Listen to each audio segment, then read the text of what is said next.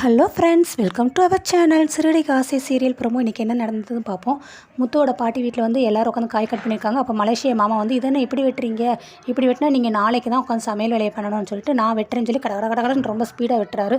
அதை பார்த்து எல்லாருமே ரொம்ப ஷாக் ஆகுறாங்க. ரோகிணி இதுலேருந்து இவர் எப்படி வெளியே தள்ள அப்படின்னு சொல்லி அவர் வந்து நீங்கள் சுடுதண்ணி கேட்டிங்களேன்னு சொல்லி அவரை வந்து ரூம் கூட்டிகிட்டு போயிடுறாரு. ரூம்குள்ளே கூட்டிகிட்டு போயிட்டு என்ன நீங்கள் இப்படி எல்லாருக்கும் முன்னாடி உட்காந்து காயை வந்து நறுக்கி கட் பண்ணி போட்டுக்கிட்டே இருக்கீங்க அப்படிங்கிறாங்க. அதுவாம்மா, கத்தியை பார்த்தோன்னு என் கை அப்படியே வரன்னு ஆச்சு, அதனால தான் கறியை வெட்டுற அந்த ஒரு ஐடியாவில் வந்து சீக்கிரமாக உட்காந்து நான் வெட்டுனேன். இன்னொருக்க நீங்கள் கத்தி எடுத்து எதாவது வெட்டுறதை பார்த்தேன், கை ரெண்டுலேயும் சூடு வச்சு விட்ருவேன்னு. ஐயோ அப்பா அப்படின்னு சொல்லி சிக்கமாக அவர் பண்ணுறாரு. அது இல்லை பாப்பா, நான் கேரக்டரோட ஒண்டி ஊறி போயிட்டேன் அப்படின்னு. இந்த மாதிரி எக்ஸ்ட்ரா ஓவர் பிட்டிங் போடாதீங்க, அங்கங்கே கேமரா இருக்கும் உங்களுக்கே தெரியும் தானே அப்படிங்கிறாங்க. ஐயோ ஆமாம், மனிதத்தனத்துக்கு வேறு ஓவர் ரைட்டிங் போட்டவரை பிடிக்காதே, கரெக்டாக நேச்சுரல் நடித்தா தான் அவர் வந்து செலக்ட் பண்ணுவார் அப்படிங்கிறாங்க. தெரியுதுல, ஓவர் ரைட்டிங் பண்ணிங்கன்னா அடுத்து நானே சொல்லி உங்களுக்கு வந்து சான்ஸ் கிடைக்காம பண்ணிடுவேன், பேசாமல் இந்த ரூம்லேயே அமைதியாக தூங்குங்க, படுத்து ரெஸ்ட் எடுங்க அப்படிங்கிறாங்க. ஐயோ பகலில் தூங்குனா எனக்கு தூக்கமே வராது அப்படிங்கிறாங்க. தூங்குற மாதிரி நடிக்க தெரியும்ல, அந்த மாதிரி நடிங்க நீங்கள் அப்படிங்கிறாரு. சரி பாப்பா, வெளியில் வாட்சு என்னோடய ஃபோன் இருக்குது, அதை மட்டும் எடுத்துகிட்டு வா அப்படின்னு அந்த பாப்பான்னு சொல்கிறத நிப்பாட்டிங்க. ஐயோ அது நல்லாவே இல்லை அப்படிங்கிறாங்க. சரி பாப்பா நிச்சயம் இப்பயும் அப்படி தானா அப்படிங்கிறாங்க. அதுக்கடுத்து அவர் வந்து வெளியில் ரோகிணி போயிடுறாங்க. எல்லாருமே இங்கே கோலம் போட்டு எல்லா வேலையும் பார்த்து செஞ்சிட்ருக்காங்க. அப்போ வந்து மனோஜ் கேட்குறாங்க, அம்மா கோலம் சூப்பராக இருக்குது, நீங்களா போட்டிங்க அப்படிங்கிறாங்க. ரவி சொல்கிறாங்க, இல்லை அம்மாவுக்கு கோலம்லாம் போட தெரியாது, இதை வந்து அண்ணி தான் போட்டாங்கன்னு. ஆமாம், என்னத்தை பெரிய இது மாதிரி போட்டாங்களாங்க, ஏதோ இருக்குது அப்படிங்கிறாங்க. அதான் பெரிய உலகம் பிரம்மாண்டமான ஒருத்தர் போடுவாரே, அது என்னது அப்படின்னு சொல்லி ஒரு மாதிரி கலாய்க்கிறாங்க. அவங்க வந்து ஐயோ ஆண்டி அது வந்து பிகாசோ ஆண்டி அப்படின்னு சொல்கிறாங்க. ஆமாம் அவர் தான் சொல்லி எல்லாருமே இங்கே பயங்கரமாக சிரிக்கிறாங்க. ஆமாம், உனக்கு கோலம் போடலாத்தானே பரவாயில்ல, ஆனால் கோலம் போடுறவங்களே நீ வந்து பாராட்ட வேண்டாம், ஆனால் அவங்கள வந்து ரொம்ப மட்டம் தட்டி பேசாமல் இருக்கலாம்ல அப்படின்னு சொல்லி பாட்டி வந்து மீனாக்காக சப்போர்ட் பண்ணி பேசுகிறாங்க. நீ இத்தனை வருஷம் கல்யாணம் ஆயிடுச்சு, எனக்கே ஒரு நாள் இப்படி கோலம் போட்டிருக்கேன்னு. அதே எங்கே அவள் எந்திக்க கோலம் போடுறதுக்கு தான் காலையில் 6 மணிக்கெலாம் எந்திரிச்சு கோலம் போடணுமே, அவள் 8 மணிக்கு தானே எந்திக்கிறா அப்படின்னு அண்ணாமலையும் அங்கே கலாய்க்கிறாரு. சரி இங்கே எல்லாம் பொங்கல் வச்சு முடிச்சிடுறாங்க ஒரு தலை மாதிரி. ஆனால் வந்து ரோகிணி வந்து போய் சொல்கிறாங்க, பொங்கல் இங்கே ரெடி ஆகிட்டு இருக்குல்ல, நீ போய் உங்கள் மாமாவை எழுப்பிட்டு வாமா அப்படிங்கிற. இவங்களும் சரின்ட்டு உள்ளே வந்துடுறாங்க.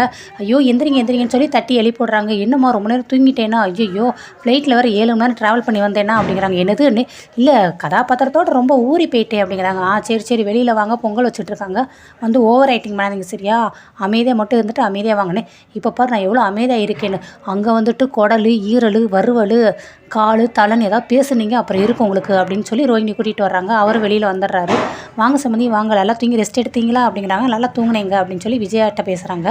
சரி இப்போ பொங்கல் வச்சு முடிச்சிடலாம், நீங்கள் இதை செலிப்ரேட் பண்ணிக்கிடுவோம் அப்படிங்கிறாங்க. அண்ணாமலையும் சொல்கிறாரு, நீங்களும் அங்கே மலேசியாவில் பொங்கல் பார்த்துருக்கவே முடியாதுல்ல, அங்கெல்லாம் உங்களுக்கு எப்படி இருக்கும், இங்கே வந்து பொங்கல் தான் ரொம்ப பெஸ்ட்டு அப்படிங்கிறாங்க. ஆமாங்க, பொங்கலுக்கு அப்படியே வியாபாரம்லாம் ரொம்ப டல்லாக இருக்கும், ஆள் கஸ்டமரே வரமாட்டாங்க அப்படிங்கிறாங்க. எல்லோரும் ரொம்ப ஷாக்காக பார்க்குறாங்க, என்னது கஸ்டமர் வரமாட்டாங்கன்னு. இல்லை பிஸ்னஸ் சரியாக நடக்காது, டல்லாக இருக்குங்கிறத தான் எங்களுடைய மாமா அப்படி சொல்கிறாரு அப்படி தானே அப்படிங்கிறாங்க. அப்போ வந்து முத்து வந்து வீட்டுக்கு வெளியில் வந்து தோட்டத்தில் இங்கிட்ட நடந்துகிட்டே இருக்காரு. என்னடா குட்டி போட்ட பூனை மாதிரி இங்கிட்ட நடந்துகிட்டே இருக்குன்னு ஃப்ரெண்டு கேட்குறாரு. இல்லைடா அந்த மலேசியா மாமா பார்த்தா எனக்கு ரொம்ப டவுட்டாக இருக்குது, இவளுக்கு மேட்சே வரமாட்டேங்குதே அப்படிங்கிறாங்க. அது எப்படா சொல்கிறேன்னு, அந்த பொண்ணு என்னமோ மலேசியாவில் வந்த மாதிரி ஆள் பார்க்கல அல்ல வெள்ளையே முழுமுன்னு இருக்கான், ஆனால் இந்த ஆள் அப்படி இல்லையே, இந்த ஆள் ஏதோ மந்த வெளியிலேருந்து வந்த மாதிரிலாம் இருக்காருன்னு. ஆமாடா சென்னைக்கரை மாதிரியே இருக்காண்டா, இப்போ மலேசியாவிலன்னா லான்னு போட்டு பேசுவாங்க, இவர் என்னடா சென்னை பாஷையில் பாஷையில் நல்லா பேசுகிறாரே அப்படிங்கிறாங்க. ஆமாடா இவர் என்னமோ கறிக்கடையில் வரவத்தோர் மாதிரியே நல்லா கூறு போட்டு நல்லா காய்கறியெல்லாம் வெட்டுறாரு அப்படிங்கிறாங்க. ஸோ அவங்க 2 பேருக்கு டவுட் வருது.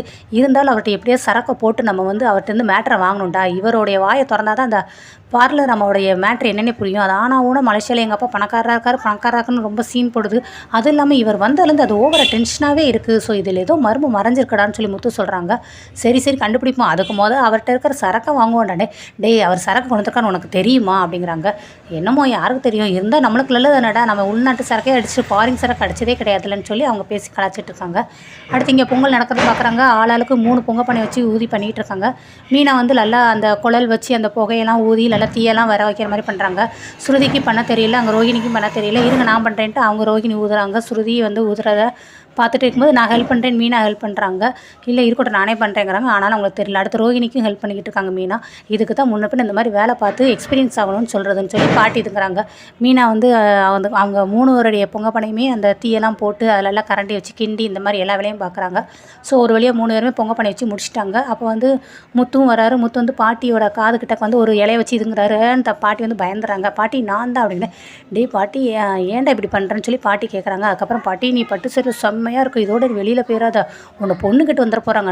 ஆமாண்ணே, ஏன் என் மருமக மீனா இருக்கால, அவளை கூட செல்லு பேத்தியே அப்படிங்கிறாங்க. அவளுக்கு என்ன, அவளும் அப்படி தான் பஞ்சு மிட்டாய் மாதிரி தான் இருக்கான்னு, அப்படியே உன்னை தூக்கி அழைக்க சுற்றணும் போல் இருக்குது பாட்டிங்கிறாங்க. ஏன்டா அதுக்கு பேத்தியை தூக்கி சுற்றுறேன்னு, அவளை சுற்றுறதுக்கு டிராக்டரில் வர சொல்லணும், இல்லாட்டினா புல்டோசரில் வர சொல்லணும், பாருங்க பாட்டி அப்படின்னு சொல்லி கலாய்ச்சிக்கிட்டு இருக்காங்க.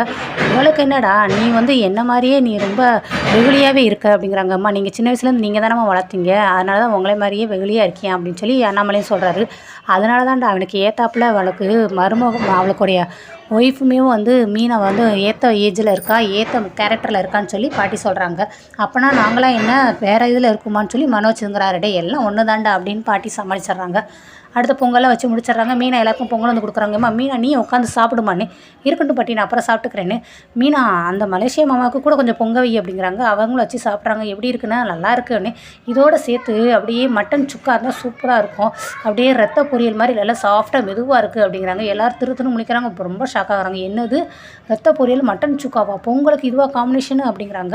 ஆமாம் அது நல்லா இருக்கும்ல அப்படின்னு சொல்லி பார்க்குறாங்க. ஸோ எல்லாருக்கும் ஷாக் ஆகுது. ரோஹிணி எப்படியோ ஒன்று மாதிரி சமாளித்து ஒரு வழியாக வாங்க வெளியே போய் குரூப் ஃபோட்டோ எடுக்கலான்னு முத்து கூட்டிகிட்டு வந்துடுறாரு. வெளியில் எல்லோரும் சேர் போட்டு உட்காடுறாங்க. பாட்டியை நடுவில் உட்கார வச்சு இங்கிட்ட அங்கிட்ட எல்லோரும் உட்காந்துடுறாங்க. ஸோ எல்லோரும் இப்படியே இருந்தால் எப்படி, எல்லோரும் சிரிச்சு அழகாக போஸ் கொடுங்க ஏதாவது அப்படிங்கும்போது கையை 2 எக்ஸ் மாதிரி வைங்கிறாங்க. எல்லாருக்கையும் ஜாயிண்ட் ஆகாமல் தனித்தனியாக நிற்கிது. அப்புறம் ஒவ்வொரு கையை எல்லாம் ஜாயிண்ட் ஆகி ஒவ்வொருடைய ஹைலேயும் ஹார்ட் மாதிரி போடுறாங்க. ஸோ இங்கிட்டு வந்து அவங்க மாமனார் கை மாமியார் கையெல்லாம் தனியாக இருக்குது. இங்கிட்டு பார்த்தோம் அப்படின்னா ஸ்ருதி வந்து மாமனார் கையோட ஜாயின் பண்ணுறாங்க. அவங்க விஜயா கையோட நம்ம கேரக்டர் முத்து வந்து ஜாயின் பண்ணுறாரு. ஸோ இதோட எபிசோடு முடியுது.